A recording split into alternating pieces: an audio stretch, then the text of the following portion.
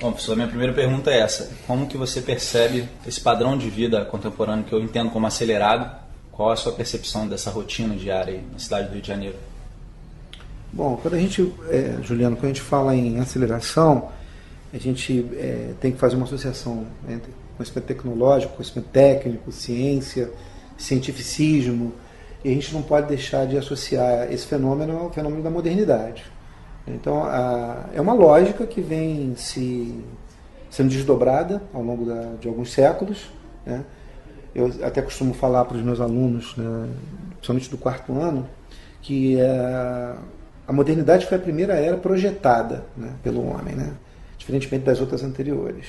Então, o mundo antigo, a antiguidade, o mundo medieval, são épocas que foram caracterizadas por acontecimentos, por intencionalidades de outra natureza da modernidade. A modernidade foi algo planejado, né, a partir da possibilidade de uma ruptura, de uma superação de um período anterior. Então a modernidade, ela, por ser um projeto, ela incluiu uma série de valores, uma série de características muito particulares. Ela foi também muito calcada no sonho da razão, né, na ideia de que o homem, assumindo de uma forma também prática, não só reflexiva, mas também prática, a razão na sua própria vida, isso levaria esse homem a uma condição melhor. Esse sonho está lá no século XVII, no século XVIII, começa na filosofia, né, nos pensadores iluministas, franceses, não franceses, e quando isso é posto em prática, isso se dá a partir da primeira Revolução Industrial, depois da segunda Revolução Industrial, fundamentalmente do século XIX para cá, essa prática do projeto depois foi lida como uma prática que ficou aquém das expectativas, né? Ela não confirmou o que se esperava que acontecesse. Então a aceleração que vem marcando a vida do homem moderno, né, somente do pós-guerra para cá, ela é, por um lado, algo inevitável, porque nós estamos vivendo esse projeto ainda, apesar de todos os questionamentos, todos os problemas que a gente já consegue ver já de algum tempo para cá nesse projeto, ou seja, na consecução, no tornar efetivo uma proposta. A gente tem que a aceleração é inevitável, ou seja, não podemos esquecer que a ciência acabou sendo, dos três saberes, filosofia, ciência e arte, aquele que foi predominantemente a alavanca, o ponto de partida desse projeto. Ou seja, quando você falou em razão, pensou-se efetivamente, ou pelo menos em um curtíssimo prazo, na razão científica, na razão prática, no sentido de transformar-se o mundo, né? E a ciência acabou sendo o grande protagonista, né, nisso, né? Então já no século XVII, com a física, depois mais adiante a biologia, a química e outras ciências da natureza, esse investimento tecnológico, científico, gerou uma possibilidade de ação, que depois a gente vai chamar de tecnologia, né, know-how tecnológico, e esse know-how faz parte da nossa mentalidade, da nossa vida. E é justamente esse know-how, esse investimento científico e tecnológico que está gerando a aceleração, né? A lógica da máquina cada vez sendo mais importante, né? Mais primacial para a gente poder tocar a vida da gente no cotidiano. Eu acho que a questão maior da aceleração, ou seja, o que eu consideraria mais negativo nisso tudo, não é a própria aceleração em si, mas o velho problema, né, da falta de preparação para isso. Nós não temos, ao lado do investimento da ciência, não houve um investimento, por exemplo, que seria algo também que teria muito a ver com a filosofia e com a arte, no campo da preparação, né, através de modelos ou de propostas educacionais, né, levar o indivíduo a saber lidar com isso. Então nós temos uma aceleração que chega de fora para dentro, de cima para baixo, na vida da gente, e que nos toma de assalto e que acaba nos fazendo muito mal, né? Que a gente está sendo acelerado sem estar preparado para isso. Então, eu acho que a aceleração existe como um fato inevitável, poderia ser algo muito interessante, né? Até porque faz parte de um projeto de acontecimento do humano, que não está se realizando, em grande parte, ou quase que exclusivamente, pela falta de preparação para esse projeto.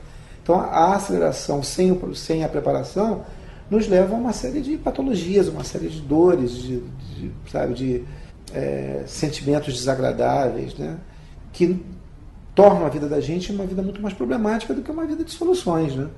levando inclusive o ser humano a um pique, né?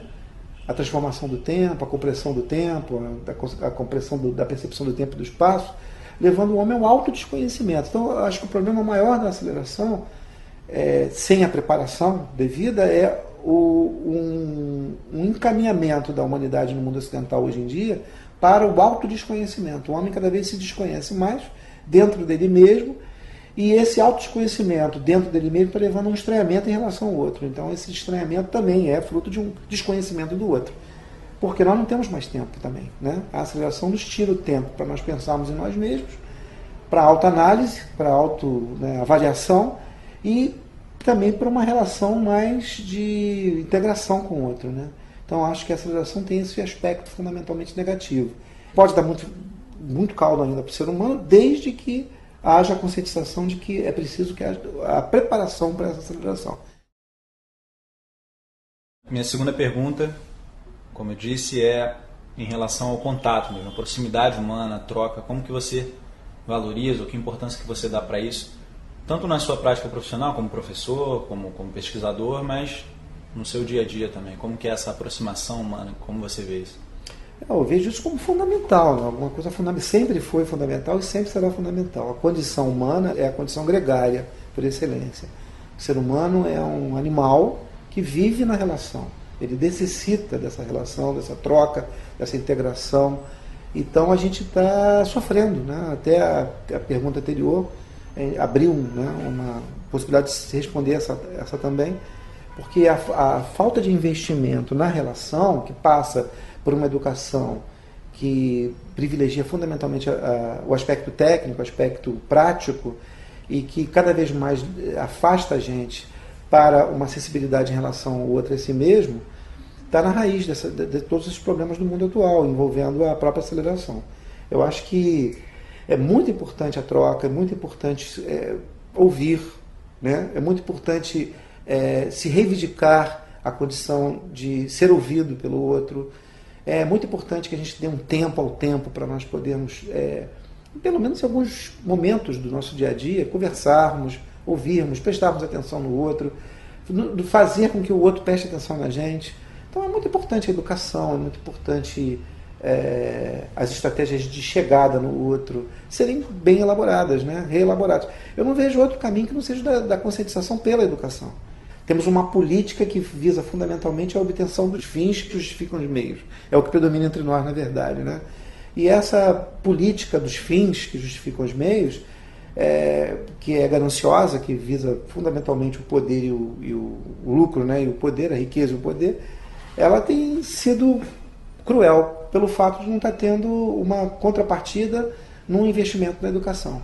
Então acho que a troca, ela é humanizadora sempre, em todos os momentos, sejam quais forem na história, que o homem parou, teve condições de parar, de deter o tempo, de alguma forma, e privilegiar de alguma forma, como um tópico da vida dele, o encontro, a troca, né, a integração, a aliança, o homem cresceu. O homem cresceu como pessoa, como indivíduo, e cresceu como ser social. Em todos os momentos que isso não aconteceu, nós chegamos perto da barbárie. Não consigo deixar de pensar na escola de Frankfurt nesse momento, né? A escola de Frankfurt tocou o Adorno, o Horkheimer, né?